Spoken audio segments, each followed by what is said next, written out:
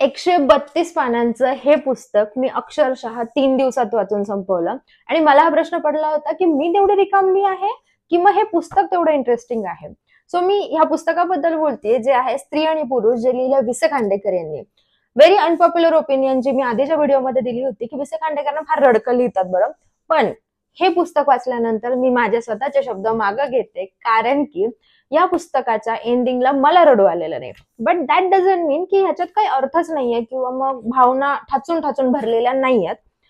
हा कथासंग्रह आहे. यात 6 कथा आहेत.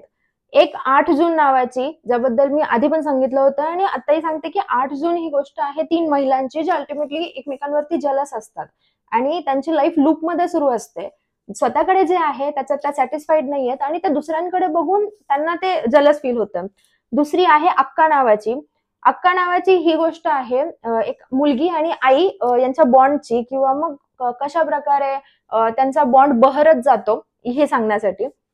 कवडापूर नावाची गोष्ट आहे, जी आहे एक राजा भाऊ असतो आणि त्याची बहीण, म्हणजे ह्या भावा बहिणींमधलं नातं. आणि त्या गोष्टीला टर्न येतो की जेव्हा त्या भावाचं लग्न होतं तेव्हा, आणि थर्ड पर्सनच्या एंट्रीने ह्यांच्या दोघांमध्ये किती दुरावा वाढतो ह्याची ही गोष्ट आहे.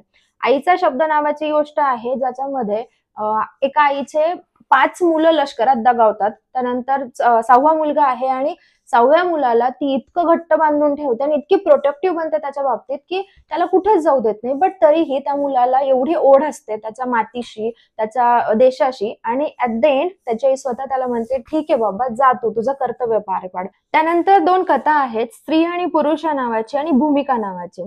या दोन्ही कथांमध्ये स्त्री आणि पुरुष यांच्या समाजाबद्दलचे कर्तव्य म्हणा, नाही तर मग त्यांच्या भूमिका म्हणा, हे इतकं इन डिटेल एक्सप्लेन केलंय की मला एक पुरुष जाणून घेण्यासाठी मदत झाली. आणि जेव्हा कोणी हा पुरुष ही स्टोरी वाचेल किंवा या कथा वाचेल, तर त्याला स्त्री समजून घेताना मदत होईल.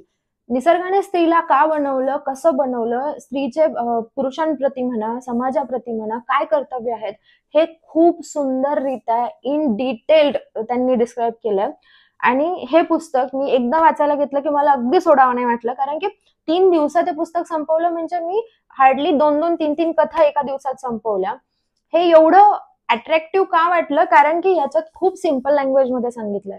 If you are a beginner, की ज्यांना खूप कॉम्प्लिकेटेड कॉम्प्लेक्स मराठी नाही समजत, तर हे तुमच्यासाठी आहे.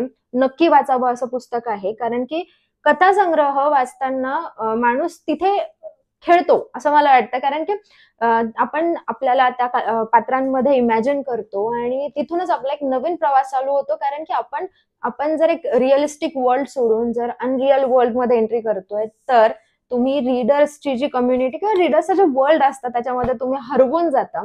So yes, this is the book for the beginner. आणि खूप भारी आहे. तुम्ही हे कुठूनही घेऊ शकता. म्हणजे मी तर माझ्या जवळच्या बुक स्टोअर मधून घेतलं होतं. स्टील हे सगळ्या वेबसाईट्सवर अवेलेबल आहे, किंवा मग तुमच्या जवळच्या बुक स्टोअरवर सुद्धा अवेलेबल असू शकतं.